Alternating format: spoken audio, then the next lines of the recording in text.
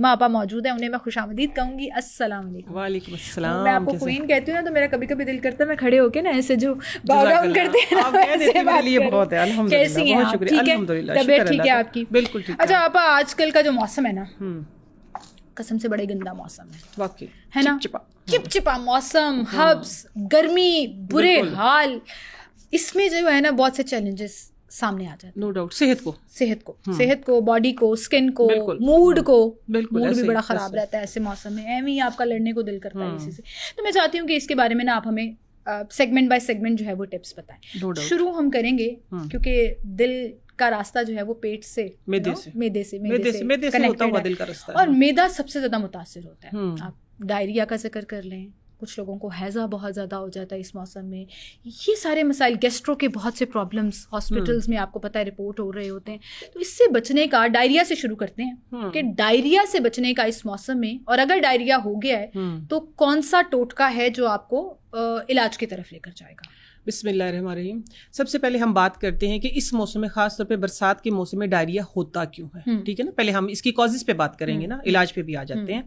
دیکھیے, کازز میں سب سے بڑی جو مین کاز ہے وہ پانی کا ٹھہرنا, پانی کا سیوریج کے پانی کے ساتھ مکس ہو جانا, کیونکہ پانی بہت ہوتا ہے برسات کے دنوں میں, پانی مکس اینڈ میچ ہو جاتا ہے, جس کی وجہ سے ہم نہ چاہتے ہوئے بھی گندا پانی پی رہے ہوتے ہیں سم ٹائم. ٹھیک ہے, بہت ساری جگہ پہ دیکھنے میں آیا. پھر ہمارے ہاتھ گندے ہوتے ہیں. پھر اس موسم میں خاص طور پہ مچھر, مکھی, حشرات, ان کا بہت زیادہ بہاؤ ہو جاتا ہے ہماری لائف کے اندر, آنا جانا ہو جاتا ہے, جس کی وجہ سے بھی ڈائریا. کھانوں میں کیونکہ بیڈ بیکٹیریا آ جاتا ہے, مکھی بیٹھتی ہے, مچھر ڈفرینٹ طرح کے جو پرندے تو چھوٹے چھوٹے وہ بیٹھتے ہیں ہمارے کھانوں کے اوپر. کھانوں کو ڈھک کے رکھنا چاہیے. ٹھیک ہے, ان چیزوں کی وجہ سے ہمارے پیٹ کے مسائل, ہمارے اسٹمک کے مسائل بہت زیادہ کریٹ ہوتے ہیں. اچھا, یہ جو سبزیاں پھل بھی سبزیاں ہیں, پھل ہے, مکھیاں بھن بنا رہی ہوتی ہیں, دکان پر کیا بھن بنا رہا ہے. ٹھیک ہے نا, اور پھر اس کو بچانے کے لیے دیکھیے سم ٹائم اب دیکھنے میں جو آ رہا ہے نا وہ یہ ہے کہ اس کو بچانے کے لیے, مکھیوں سے, مچھروں سے یا کیڑوں سے بچانے کے لیے اس کے اوپر اسپرے کر دی جاتی. پہلے تو اس کو اگانے میں, اس کا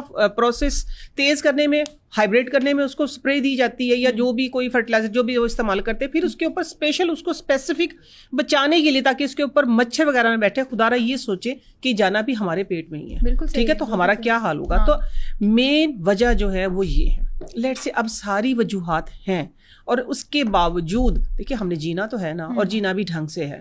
تو بالکل میں آپ لوگوں کو ایک ہی جو میرا سلوگن ہے, بیک ٹو نیچر, میں نیچر پہ ہی کام کرتی ہوں. میں نیچرل ٹوٹکے, نیچرل چیزوں کی طرف ہی آپ لوگوں کو لے کے آنا چاہ رہی ہوں. اور الحمدللہ بہت اچھا فیڈ بیک, اور بہت سارے لوگ مجھے فیڈ بیک دیتے بھی ہیں. اب بات آئی ہے, آپ نے کہا کہ ڈائریا, میں نے بتایا کہ پہلے ہوتا کیوں ہے. ٹھیک ہے, اب ہو گیا ہے تو اس کا علاج ہم نے کیسے کرنا ہے, اس کو ہم نے کس طریقے سے ٹھیک کرنا ہے. گٹ سسٹم کو ٹھیک کرنے کے لیے سب سے زیادہ جو ضروری چیز ہوتی ہے وہ ہوتی ہے پرو بایوٹک. ٹھیک ہے نا, گڈ بیکٹیریا. اور پرو بایوٹک جو ہوتا ہے, جس کے مارکیٹ میں بہت ساری میڈیسنز میں ملتی ہیں, ڈرپ بھی لگتی ہیں, کمرشلی پرو بایوٹک کا ٹرینڈ چل رہا ہے. لیکن آپ نیچر کی طرف رہیں, آپ بیک ٹو نیچر پہ ہی رہیں. نیچرل پرو بایوٹکس بھی موجود ہیں, میں وہی بتانے لگی ہوں. نیچرل پرو بایوٹک سب سے اچھا جو ہے وہ دہی میں ہے. ٹھیک ہے, سب سے اچھا سورس جو ہمارے پاس ہے وہ دہی ہے. ٹھیک ہے, اس موسم میں خاص طور پہ جب آپ کا پیٹ, دیکھیے دہی کام کرتا ہے آپ کی جب آپ کا پیٹ لوز ہو گیا ہے تو آپ نے اسبگول کی پھسی لینی ہے. ٹھیک ہے, اس کے اندر دہی مکس کرنی ہے, یا ایک کیلا مکس کر لیں. ٹھیک ہے, یہ مکس کر کے آپ صبح ناشتہ کریں. اس کے ساتھ آپ کا لوز جو پیٹ ہوا ہے, موشن ہوئے ہیں, بچوں کو, بڑوں کو, سب کو, کسی کو بھی انشاءاللہ کنٹرول ہو جائیں گے. کوئی ٹینشن ہی کوئی نہیں ہے. آدھ پاؤ دہی, اس کے اندر ایک کیلا اور 1 چمچ اسبگول کی پھوسی مکس کر کے آپ ذرا میش کر کے اس کو کھائیں. دیکھیں آپ کے پیٹ میں جو یوں وٹ اٹھ رہے ہو نا, جو مروڑ اٹھ رہے ہیں, ٹھیک ہے, آپ کے انشاءاللہ وہ کنٹرول ہو جائیں گے. اور اگر آپ کا پیٹ زیادہ سخت ہو گیا ہے, ٹھیک ہے, کہ آپ کو قبض ہو رہی, میں ان کیس پرو بایوٹک کے دونوں فائدے میں آپ کو بتانے لگی ہوں. ٹھیک ہے, پیٹ بہت زیادہ سخت ہو گیا, قبض ہے, خشکی ہو گئی ہے, تو پھر آپ نے دہی کا استعمال کس طریقے سے کرنا ہے. دہی کے اندر آپ نے سمپل دہی کھانا, ساتھ میں پودینہ دھنیا کی چٹنی تھوڑی سی ایکسٹرا ڈال لیں, آپ دیکھیے آپ کی آنتوں کی خشکی کو ختم کرے گی. فیٹ والی دہی لینی, ٹھیک ہے, اس میں لو فیٹ دہی نہیں لینی. آپ کی آنتوں کی خشکی کو ختم کرے گی اور قبض کے مسائل کو ختم کرے گی. ارے زبردست, مطلب دہی کا طریقہ ڈفرینٹ ہے, لیکن دونوں طرح کی بیماریوں میں یہ کام آتا ہے. اب میرا مسئلہ پتہ ہے کیا ہے, آج کل کے موسم میں لوگ پریفر کرتے ہیں کہ دہی گھر کا جمایا جائے, گھر پہ استعمال کیا جائے. بہت کم لوگ ہیں جن کے پاس ٹائم نہیں ہے تو وہ باہر بازار سے لے لیتے ہیں, دہی جمانے میں کوئی ٹائم لگتا ہے, پہلے تو مجھے یہ بتا دیں ذرا. ہاں وہی نا, لیکن پھر بھی کچھ لیزی لوگ ہوتے ہیں, کبھی میرے جیسے لوگ ہوتے ہیں کہ بس مارکیٹ سے اٹھا لیا تو کر لیا. لیکن گھر میں جمانے والے دہی, جو پیور دہی کھانا چاہتے ہیں, خالص دہی کھانا چاہتے ہیں, ان کا ایک بڑا پرابلم ہے آج کل کے موسم میں, کھٹا جمتا ہے. ہاں جتنا مرضی ایکوریسی